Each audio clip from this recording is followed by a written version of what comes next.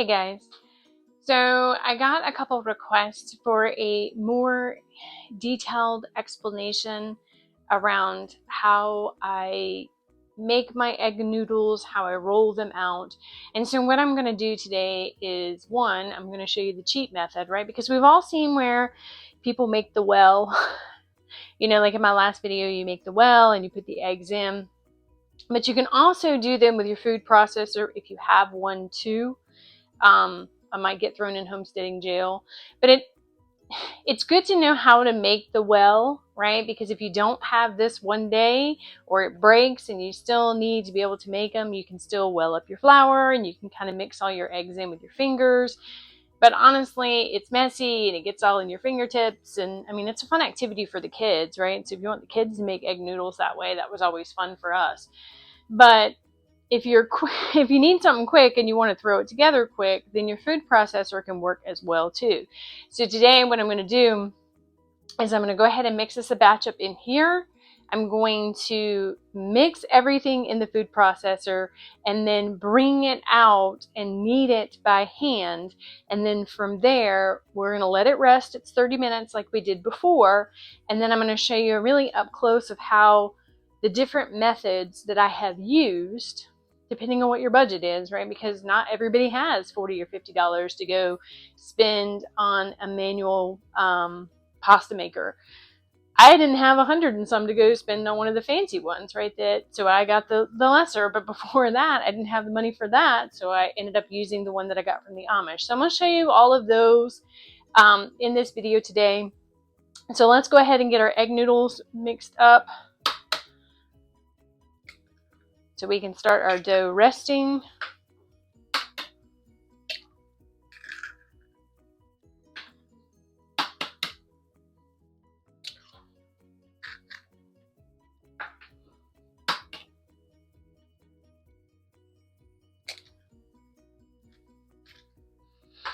And what you're going to do is you're going to grind this down to where it kind of looks like breadcrumbs for a consistency.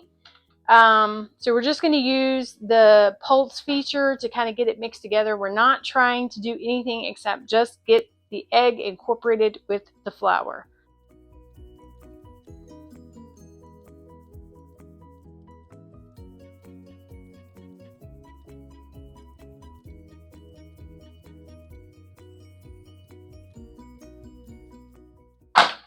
So that's kind of what you're going for here. Let me grab my parchment paper.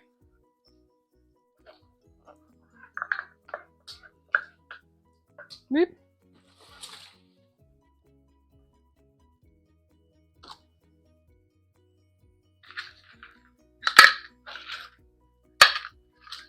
Put our cleanup back in one place. So now we're just going to take what we have here and we're just going to start to knead this together. Again, I find this method so much easier. Again, it's good to know how to do the well because, like I said, if your food processor ever messes up or breaks or the power goes out or whatever, you still know how to do it from that basic. But then at the same time, that well portion, if you don't take your sides and weld them up high enough, your eggs can go and run across and disappear. I've actually had it like go across my entire counter and start dripping on the floor before I can catch it. That's always fun. So again, we're just going to knead this until we get a nice soft dough texture to it, usually 5 to 10 minutes depending. And then I'm going to wrap it in the cellophane. And again, I'm just wrapping it in the cellophane because the egg noodles do dry out quite easily. And so what we don't want is we don't want our ball of dough to dry out before we can ever cut our noodles.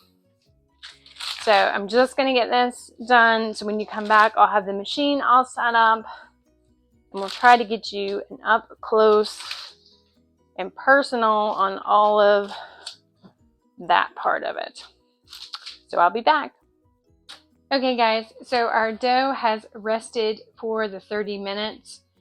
If it goes a little over, it's It's not the end of the world, but you do want to make sure it rests for at least 30 minutes. That way the gluten that you made when you were kneading it can kind of rest, so you can get the consistency that you want in your noodles. Now, another thing is, when you first start doing this, you're not going to go as fast, right, as you are after you've been doing it for a couple months. So what you're going to want to do is, once you open up your package and cut off a small amount you're going to work with to begin with, you want to take it and you want to just wrap that plastic wrap back over it to keep the moisture in your dough, because you don't want to feel like you're chasing a clock, right? So if you just cover your dough back up, then you buy the time that you need to be able to effectively work through this dough. Now, what we're going to do is we're just going to start with the basics, and then we'll move up to this. And this, I'll have to change the camera angle so that way you guys can really see. I'll talk about it before I change it. But what I do is I'll just open up my dough. Oh, this one's nice and sticky. And we're just going to cut off a very small amount to get started with, because I just want to show you the process. We're not trying to make a large batch here. And see, you just wrap it back up. Now, there's a couple of ways that you can do it. One, if you don't have a rolling pin, right, you can just sit here and smash it out as thin as you possibly can. Now, if it's sticky and it sticks to you, you can just keep a little flour on hand to just kind of lightly flour it as you're working with it to keep it from sticking to you or your surface. If you have a rolling pin, then you take that flour and you roll it across your rolling pin. I'm going to set that over there for now. And what you would do, and again, you can use a bigger piece, but I'm just using this to show you for now for the manual process. If you're doing it by hand, you're going to have to try to roll this as thin as you can possibly get it. Now, I know there's limits to dough, but you still want to try to roll this as thin as you possibly can. You will find, once you have tried to roll this as thin as you possibly can, and you switch over to the next level of some type of manual rolling machine, or maybe you go fancy and get the electric rolling machines, you'll find that what you thought was thin was not as thin as you thought it was, because those machines can always get them thinner than what you can roll them out. They'll also get them more consistent.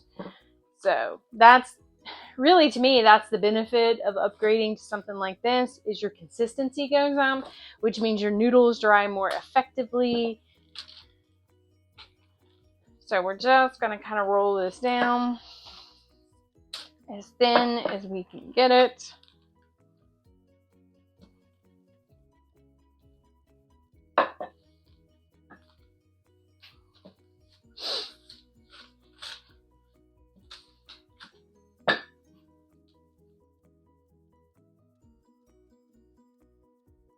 Okay, so once we've gotten it about as thin as we can possibly get it, there's two options.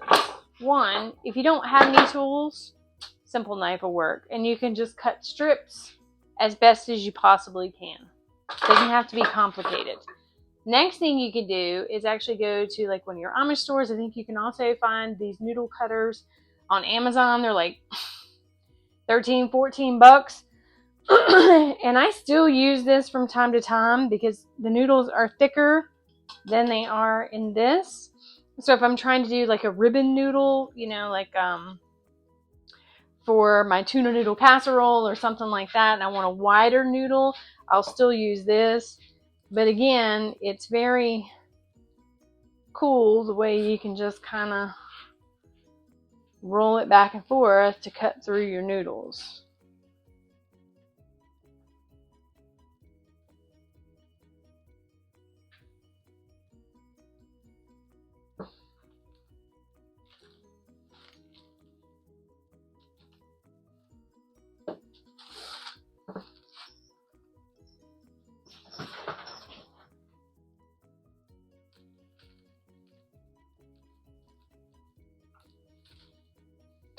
And so then when you get them the way you want them, and they're cut out, and sometimes, because it's not an exact science, sometimes you still have to have this knife on hand to just kind of finish out your lines.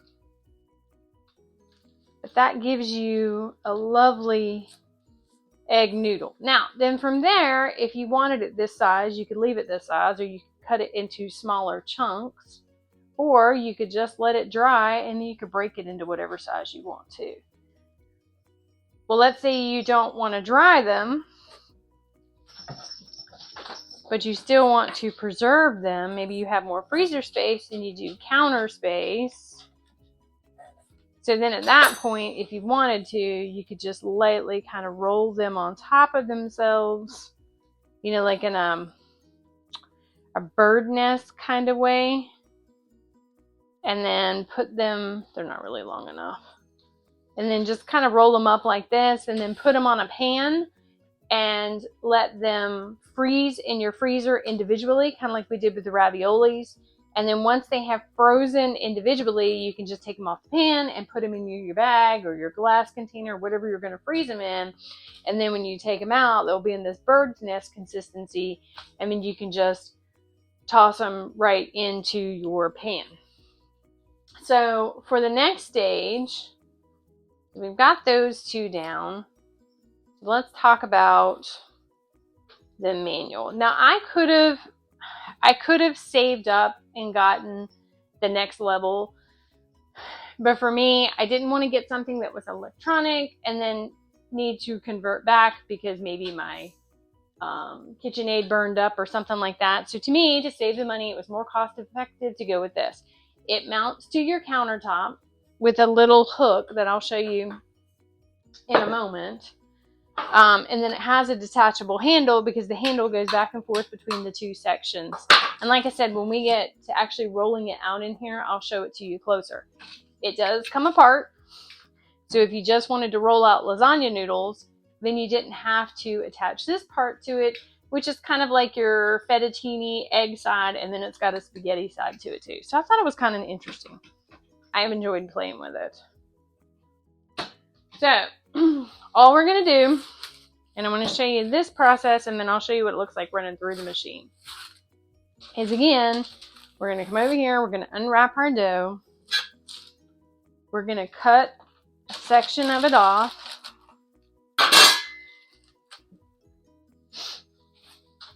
I'm going to wrap it back up so it doesn't dry out, and then we're just going to take it and roll it down. And you still have to get some roll to this, because you got to get it flat enough to start into your machine. You can't just take a big hunk of dough and think that it's going to work through your machine.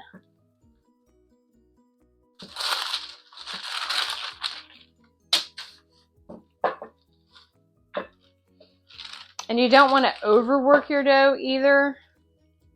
There's like a fine line. You'll know when you're overworking it because it'll start to dry out and crumble. So as long as it keeps a soft texture to it, it's fine.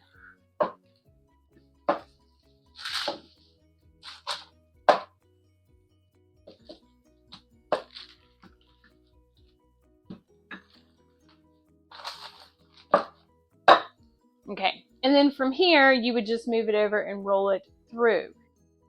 Okay, I think I have you a better angle. So for starters, like I said, we're going to take this and we're just going to run it through. Now here's the thing, if you need to get it started, you can just make this edge a little bit thinner.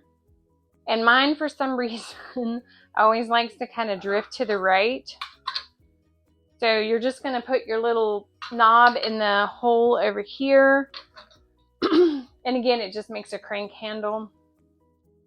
And so then you just start to roll your pasta through. Your dough through. Now, here's the thing too. If you mess up, you can back it out as well. If you stop it, it does make a line in the pasta, but again, it's not the end of the world. And I have this set on 2, and that really is the only downside of this that I've seen, is it doesn't have the numbers filled in, so they are very difficult to see. But I start on a 2 because that's like the thickest level that you can go. And then ultimately for most pastas, you're going to want to work yourself down to a 7, 8, or a 9, depending on how thin you want them. So I just run this through one more time to make sure, kind of show you how smooth that is. Now we're going to change it here so this pulls out and it adjusts the sizes, and there's a little knob right here that kind of shows you. So we're going to go to 8. So see your thickness here, and it's like, okay, well that's kind of thin. Watch how thin we're about to get.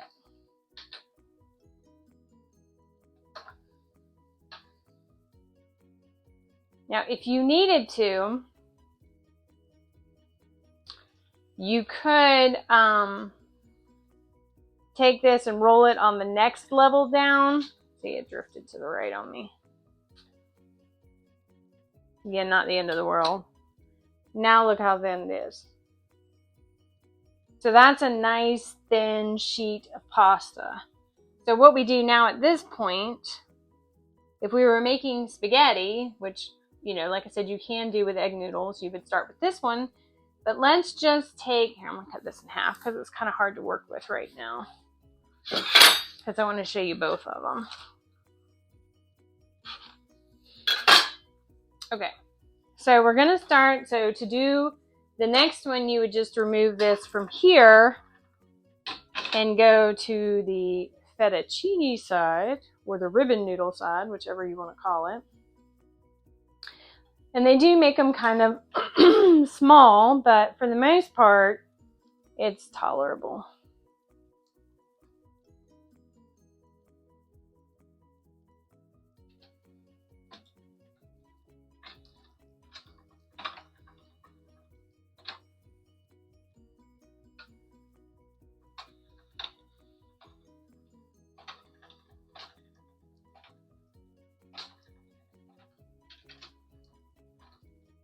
And so then you end up with lovely noodles. Since these are longer, like I said, you can take them and kind of loop them around your hand like a bird's nest if you wanted to, and then put them on a freezer pan, or for purposes of today, we're just going to hang them up. And then to show you the spaghetti side, which is kind of cool too, so you can just see those noodles.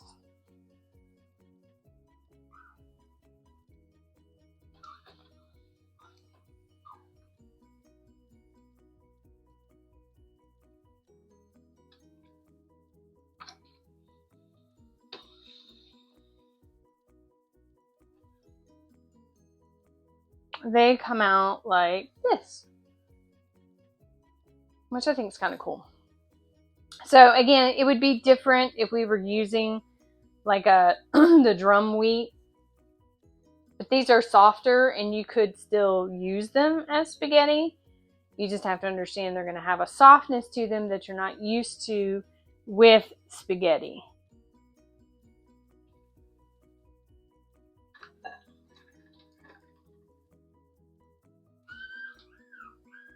And these were the ones I made the other day. Like I said, once you get them to where they need to be, they're pretty tight. And I've got that attachment on my food saver, which can pull all the air out. Because it's so easy to throw together, there's no point in having 65 pounds of noodles on my shelf. 45 minutes, and I can make enough noodles for 5 to 6 people. So I mean, if you have the time, you could do this nightly. But if you canned up your soups and you just wanted something to have noodles on, to heat this up, throw your noodles in, instant dinner, right? So that's always a big seller for me. So that's kind of where we're going to stop this today. I need to work on some more salves. I've got to run errands and do all the fun things of life. But I just wanted to show you guys because so many had asked in the comment section for my chicken noodle video.